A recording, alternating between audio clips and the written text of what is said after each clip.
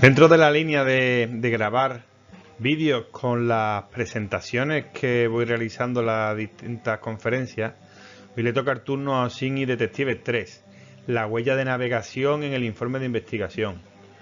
Esta presentación la realicé en la SecAdmin, la Conferencia de Seguridad Informática de Sevilla 2018. Así que sin más dilación, nos metemos en materia. Ya me conocéis, Salvador Gamero, un perfil de seguridad privada, profesional de seguridad privada, detective privado, director y tal. Al final tenéis mis datos de contacto. Y dentro del tema de ciberseguridad, pues bueno, acabo de formar parte de APTA, la Asociación de Peritos Tecnológicos de Andalucía. Y bueno, sabéis, conocéis el máster y todo lo demás. Si no, pues al final tenéis mi LinkedIn y veis un poquito mi perfil. Mis páginas de referencia, gamero.es, ¿de acuerdo? De la consultora de seguridad y ciberseguridad. Y detectivia.com, este proyecto donde damos servicios especialmente para detectives, servicios orientados a la transformación digital de los despachos de detectives. Mi tercera SecAdmin, la primera fue en 2016. Estuve hablando sobre seguridad privada y ciberseguridad, una convergencia, la figura del director de seguridad y del CISO, del CTO, ¿de acuerdo? En 2017 con Resilience, OSINT y Detectives Privados, investigación privada en fuentes abiertas. Y la genuina, ¿verdad? Esta la grabaré para la semana que viene si vamos teniendo tiempo, con el concepto de LOSINT. 2016 creamos el concepto de seguridad ciberprivada. Y en 2018 venimos con la huella de navegación en el informe de investigación. ¿Cuál será el nuevo concepto? Pues al final del vídeo lo desvelo. Seguramente os suena Manuela Batliani y Stan. Ellos siempre comentan que las tecnologías físicas como Internet, el Big Data, la inteligencia artificial, están teniendo una subida exponencial, una aceleración tremenda, ¿de acuerdo? Y las tecnologías sociales, lo que es el gobierno, educación, familias, instituciones, tienen un incremento mucho más lento, de modo que se nos crea un vacío, ¿vale? Se nos crea una zona de riesgo en la que las tecnologías físicas van por delante de policías, leyes, normativas y claro, los malos se aprovechan de esa situación.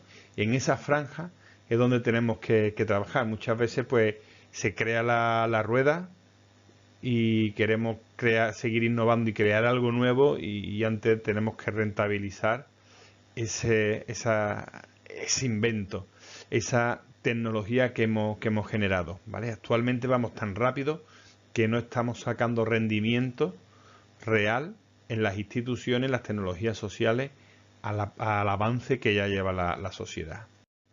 Inicialmente se publicó como la huella de navegación en el mundo de la investigación. Aquí lo tenemos.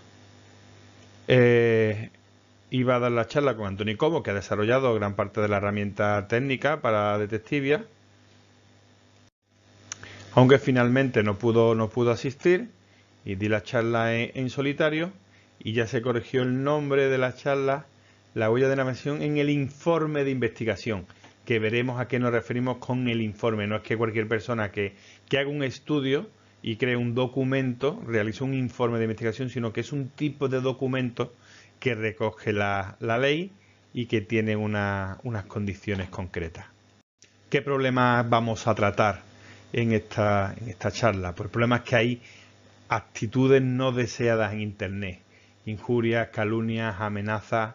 Por ejemplo, el vídeo de Investiga conmigo de amenazas de muerte, que viene muy al hilo, el vídeo de Cuántica 14 y de Jorge Coronado, ¿verdad?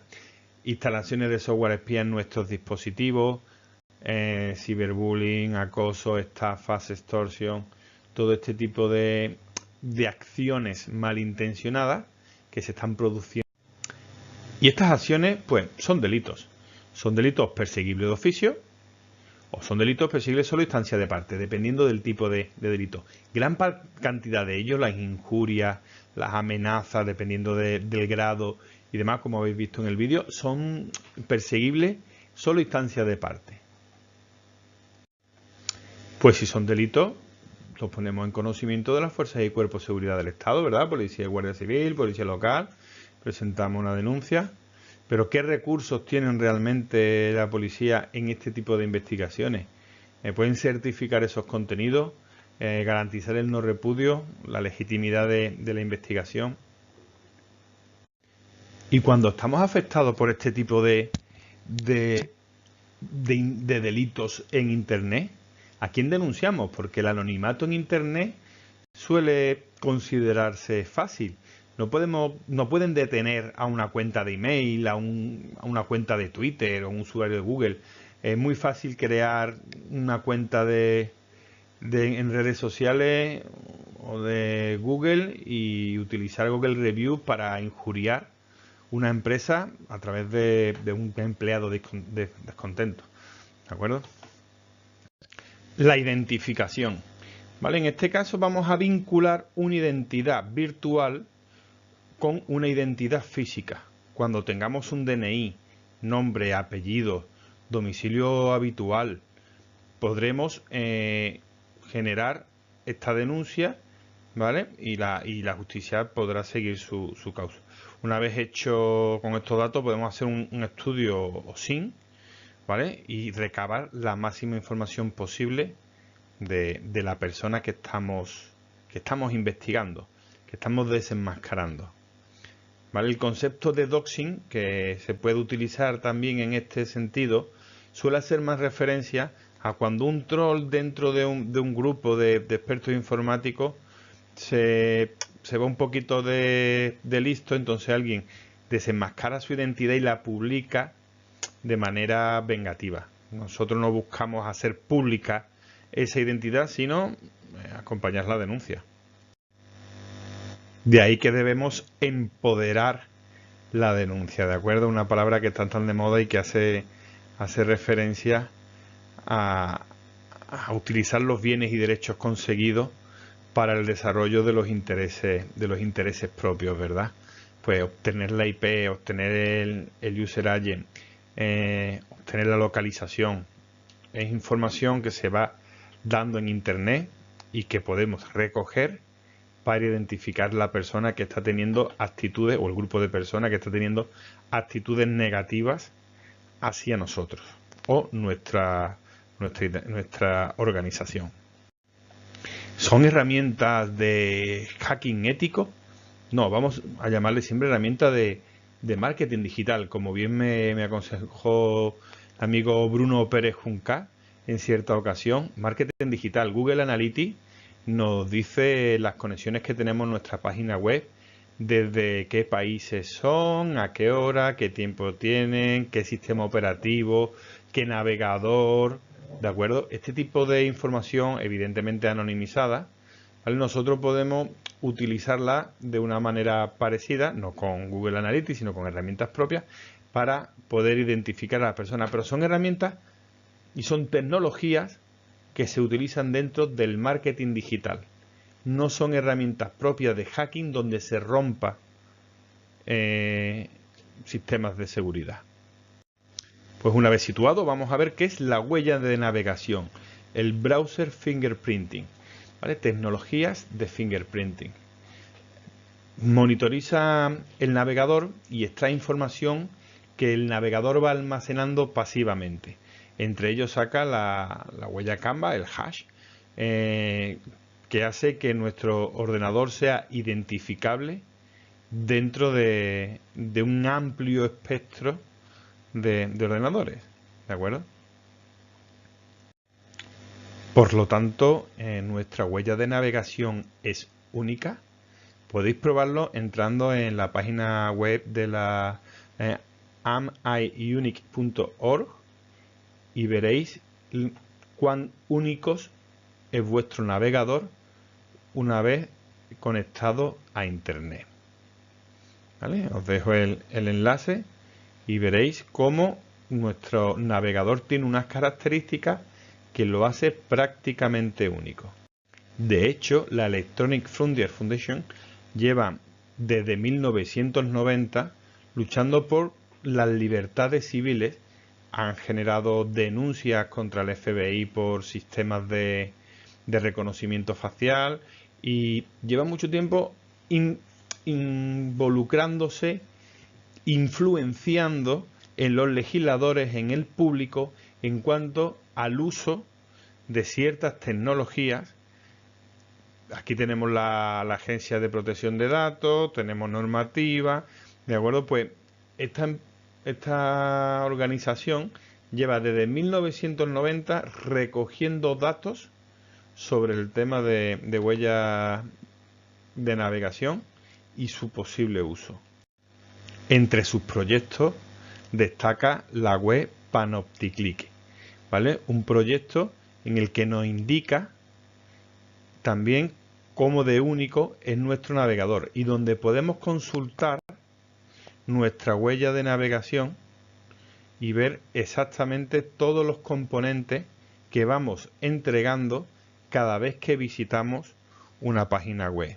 Podemos decir que el 83,6% de los navegadores observados tenían huellas digitales únicas, ¿de acuerdo? Y eso en un amplio espectro, sí. Simplemente nuestro estudio se basa en 4 o 5 ordenadores. El hecho de que coincidan dos huellas de navegación le da una certeza prácticamente total. ¿A qué se refiere la huella de navegación?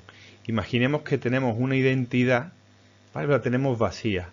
Pues podemos recoger la resolución de pantalla, serían los ojos, los tipos de letras que tenemos instalados, los plugins, el navegador. Tenemos es tanta la información que entregamos que finalmente, completando toda esa información, nos aparece un hash, un código que nos va a identificar de manera prácticamente única. Incluso tenemos otro hash que es el WebGL, ¿vale? Con el que la suma de ambos pues nos da aún más resultado. Esta sería la opción de cueces o enriqueces, porque con esa información y pasándolas por los servicios correspondientes, con sus API correspondientes, pues podemos localizar la IP, podemos saber con el user agent exactamente con un lenguaje más cotidiano qué navegador estamos utilizando, qué versión del sistema operativo, incluso qué marca y modelo del móvil es el que sea conectado. La fecha, pues convertimos el timestamp en una fecha un poquito más humana. Incluso si utilizamos y el investigado acepta la geolocalización con HTML5, podemos saber exactamente dónde lo localizamos, a través de la wifi, datos del servidor.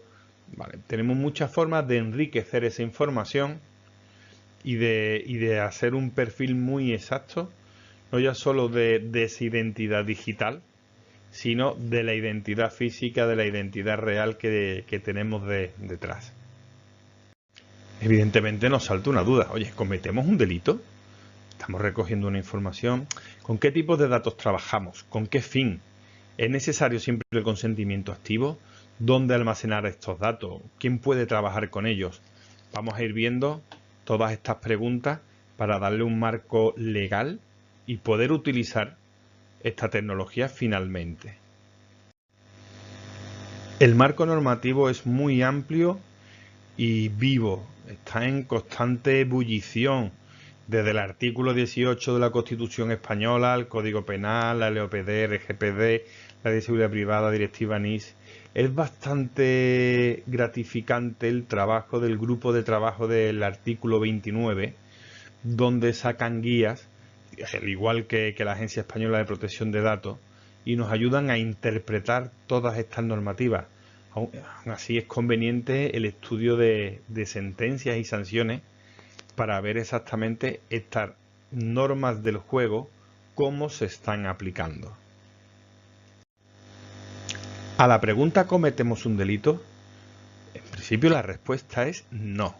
¿De acuerdo? En los delitos de intrusión informática, que está en el artículo 197 bis, o el artículo de interceptación de transmisiones de datos informáticos, al artículo 197, hace referencia a la intervención de comunicaciones, a la interceptación de paquetes, ¿vale? Y en este caso no es lo que estamos haciendo. Estamos recogiendo una información, ¿cierto? En el siguiente punto la veremos, pero no estamos rompiendo ningún sistema de seguridad. Incluso en las conversaciones habladas, la ley correspondiente habla del concepto de metadatos de una llamada, el número que llama, el número que la recibe, la hora a la que se produce, todos estos datos, con una normativa diferente al contenido de la conversación. Evidentemente nunca podremos ver el contenido del navegador que estamos analizando, el resto de pestañas, el resto de... Eso no es proporcional, es abusivo y en ningún caso podríamos verlo. En ese caso sí estaríamos cometiendo un delito. Con la tecnología de la huella de navegación no estamos rompiendo ningún sistema de seguridad. Eso no significa que no estemos rompiendo ningún sistema de seguridad que no sea sancionable lo que estamos realizando. Estamos trabajando con datos. ¿Con qué tipo de datos? Pues el Tribunal Supremo tiene cientos de sentencias en la que considera la IP como dato personal.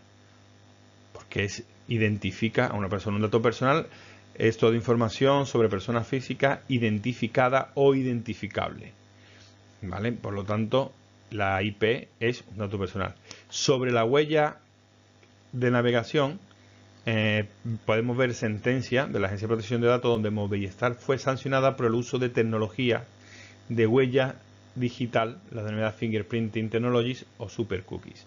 ¿Vale? Exactamente no es lo mismo Fingerprinting Technologies y Super Cookies. Super Cookie es cuando ponemos en nuestra página un me gusta de Facebook. Es decir, alguien le puede dar un clic en nuestra página, ¿vale? Nuestra página A, un visitante B le da a me gusta de Facebook que hemos instalado y Facebook, actor C, recoge la huella de navegación de esa identidad B. ¿De acuerdo? Eso es lo que consideran super cookies. ¿Vale? El capturar la huella de navegación de alguien que no ha visitado nuestra página, sino que hemos dejado esa semilla en otra. En el caso de Movistar era el fingerprinting lo que estaba recogiendo para reconocer posteriormente a los visitantes, ¿vale? Identificar a los clientes. Hay que tener en cuenta que identificar cuántas veces un navegante ha pasado por nuestra web, qué servicios ha mirado, qué tipo de móviles ha mirado y demás, nos da una serie de información muy valiosa comercialmente. ¿Con qué fin se está recogiendo esa información? Pues marketing digital, auditorías de seguridad e investigaciones. Vale, estas son principalmente el fin con el que se recoge la huella de navegación. Aprovecho para recomendar el libro de Esther Martínez Pastor y de Miguel Nicolás Ojeda, Publicidad Digital, ¿vale? Y hace, para que veáis el entramado de normativa, nos habla sobre la tecnología fingerprinting o web beacon y hace referencia a un artículo del Grupo de Trabajo 29 donde está la transposición de la normativa tal a la normativa 2002 tal, al final termina concluyendo que también se aplica a fingerprinting, habrá que solicitar el consentimiento para este tipo de tecnología. ¿De acuerdo? Es claro, dato personal y esas tecnologías aparecen ya especificadas dentro del documento del artículo del Grupo de Trabajo artículo 29 como tecnologías que necesitan el consentimiento activo. Por lo tanto, dentro de esos actores, de esos usos que se le está dando a la tecnología, deberán de exigirle el consentimiento para su recogida, al igual que cualquier tipo de dato personal. En primer lugar, ¿dónde vamos a almacenar esos datos? Según la LOPD dice que tenemos que almacenarlo en territorio nacional, ¿de acuerdo? ¿Y quién puede trabajar con esos datos? Pues en el caso de marketing digital, donde tenemos evidentemente el consentimiento, los datos deben de ser, sí, en otro caso, anonimizados para trabajar con Big Data, ¿vale? Sí se podría tener en cuenta. En auditorías de seguridad informática, pues personas autorizadas. Contractualmente se firma el contrato de la auditoría y se podrá trabajar con ello, igual que se pueden romper sistemas, porque estamos realizando una auditoría de ciberseguridad. En investigaciones, pues cuando la investigación es pública, las fuerzas y cuerpos de seguridad se tienen que regir por LECRIN, y ellos saben perfectamente cuándo pueden y cuándo no pueden. Y en investigaciones privadas y sin consentimiento por parte del actor, porque evidentemente alguien que está cometiendo un delito no nos va a dar consentimiento para que le recojamos los datos, personas que estén legitimadas en primera persona y detectives privados legitimados por un contrato con personas que son directamente afectadas. En ese sentido, recordaros el estudio de LOSIN que podéis descargar en la web gamero.es, ¿vale? Donde esas investigaciones en fuentes abiertas no significa que los datos que estén accesibles, que estén publicados, sean datos públicos obligatoriamente y que cualquier persona pueda hacer uso indiscriminado de ellos, sobre todo perjudicando al interesado de los datos. Interesado es como se traduce el concepto del propietario o afectado por los datos. ¿Y cuál es la figura del detective en todo esto? Pues el malo tiene su derecho a la intimidad recogido, pero la víctima tiene el derecho a la propia defensa también. En esta confluencia de derechos aparece la figura del detective. La figura del detective lo que tiene que hacer es evaluar la legitimidad, la legalidad, la proporcionalidad, ¿vale? De forma que recoja información para la propia defensa de su cliente. Y al terminar la investigación, la propia ley de seguridad privada obliga a la realización, en todo caso, de un informe de la investigación. De ahí el título de la ponencia, la huella de navegación en el informe de investigación. ¿Vale? No es un estudio de un tema en concreto, sino es una investigación llevada a cabo por un detective que ha garantizado la legitimidad del encargo y que ha utilizado unos medios proporcionales debido a la magnitud del hecho investigado, a la necesidad para esclarecer la información, y ha filtrado toda la información que pertenece a la intimidad y no pertenece a el caso en concreto propio de la investigación. Por lo tanto, podemos decir que una huella fingerprinting cogida por un detective privado que cumpla toda la normativa nos da un informe de investigación legítimo que será aceptado en un proceso judicial, porque el detective ha estudiado la idoneidad, la legitimidad, la legalidad y en función de la intimidad del investigado ha realizado un cumplimiento normativo y ha utilizado la proporcionalidad.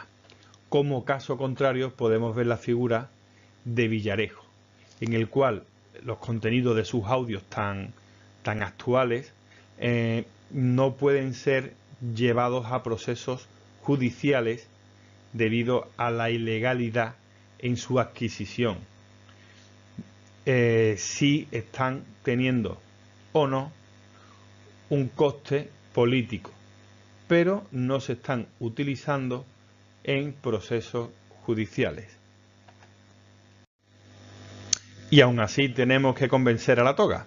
Aún así nos toca la toga, ¿vale? Hay que convencerle y hay que explicarle de manera que entienda qué es la huella de navegación y por qué tiene que ser reconocida como una prueba válida en la identificación de la persona. Me voy a basar en el contenido de la fábrica de moneda y timbre cuando hacen los certificados digitales y que se utilizan, como veremos, para identificar a las personas en este país en cualquier tipo de institución pública prácticamente.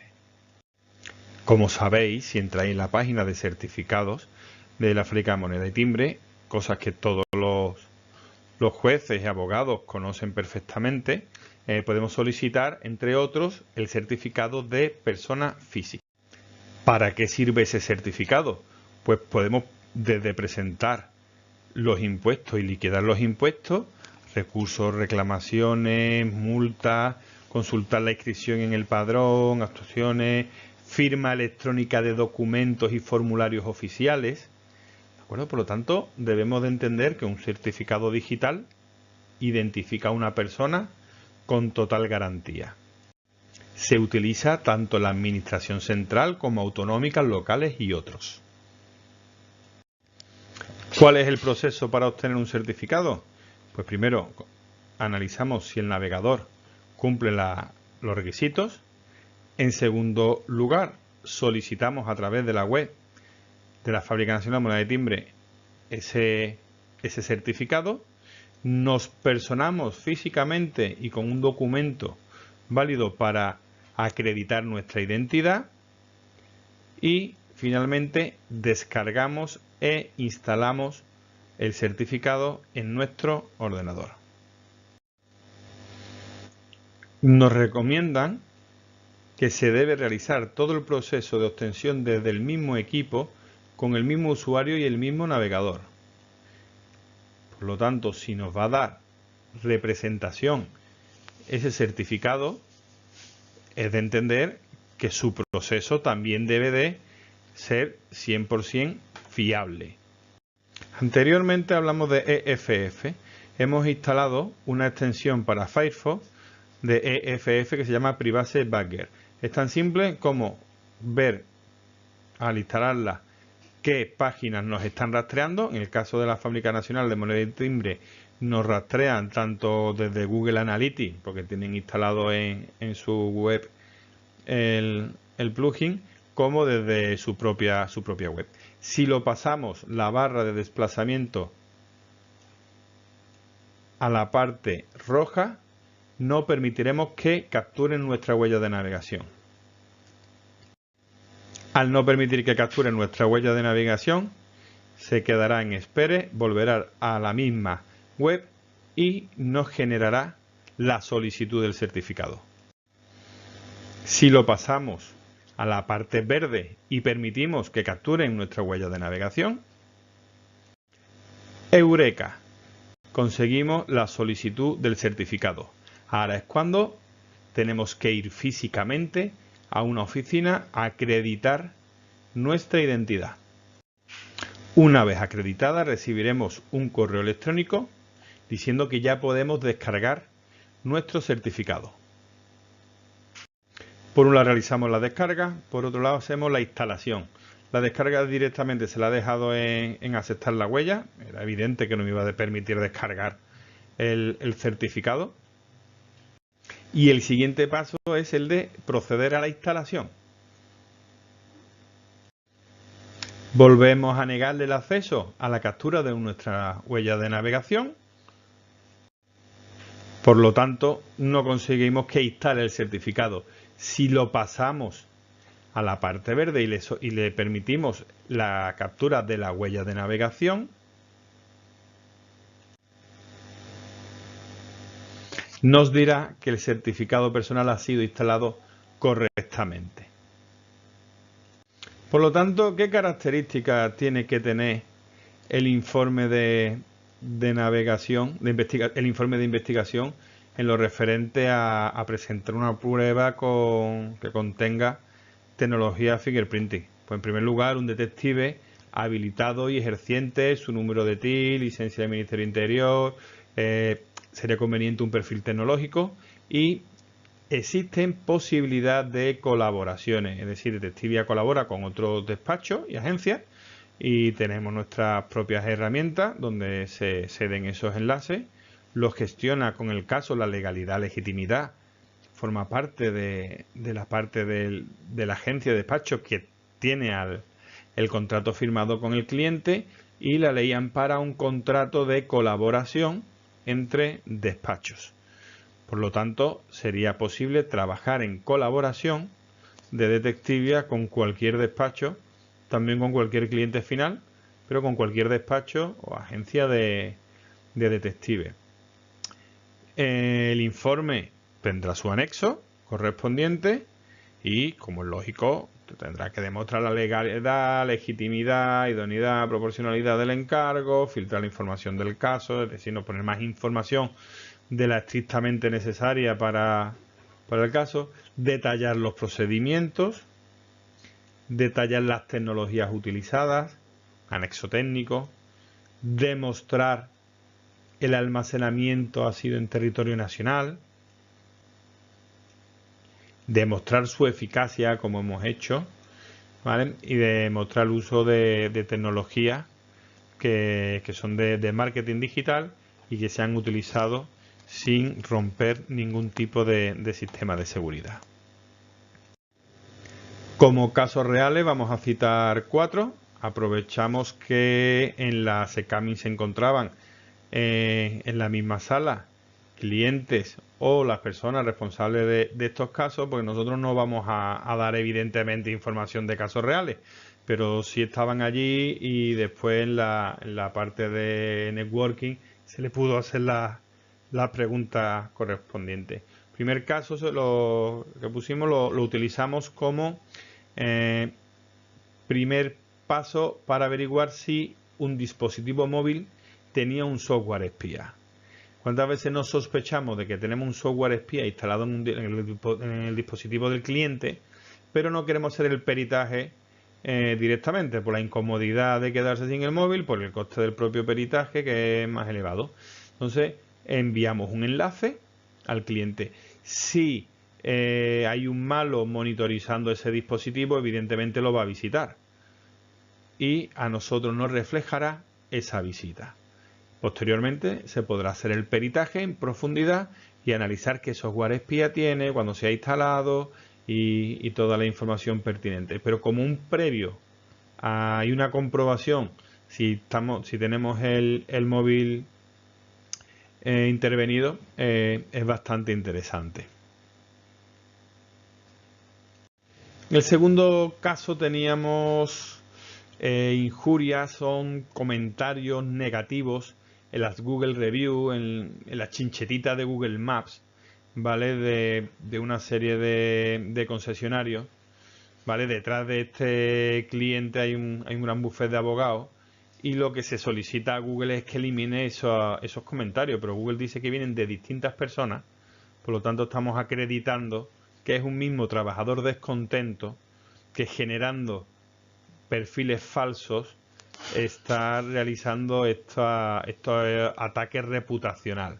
Por lo tanto, una vez documentado, se procederá a la denuncia y seguro que Google, al demostrarle la huella de navegación, algo que ellos también recogen, podrán escoger entre eliminar los comentarios, que es nuestro primer objetivo, o formar parte de la denuncia como colaboradores necesarios del hecho que ya se le ha comunicado debidamente por parte del bufete de abogados. El tercer caso, y ya tenemos publicado, ha publicado Quantica 14 el vídeo de Investiga conmigo desde el sur, investigando una amenaza de muerte a través de internet. Pues aprovechando que tenemos ya a Jorge Coronado en la sala, pues también era interesante ver cómo se analizó esa información y bueno, ya directamente os recomiendo que entréis en el blog de Quantica 14 y que veáis el vídeo y son 20 minutos, pero es muy interesante. También tenemos ahí opiniones de Ruth Salas, ¿vale? Abogada tecnológica y varios profesionales sobre el tema de amenazas de muerte a través de Internet y con mi colaboración también sobre qué puede hacer el detective en esos casos.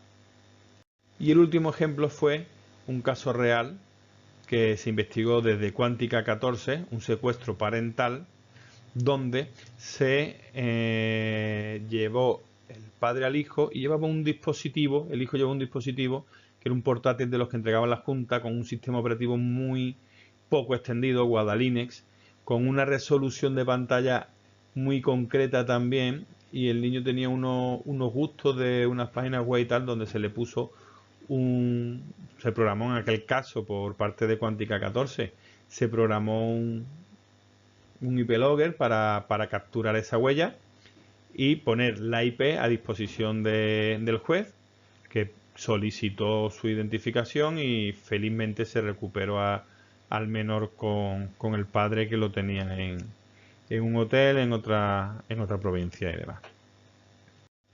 Y el palabra de este año de la SECADMIN, OSIDI. Siempre hablamos de OSIN, Open Source Intelligence, generación de inteligencia con fuentes abiertas.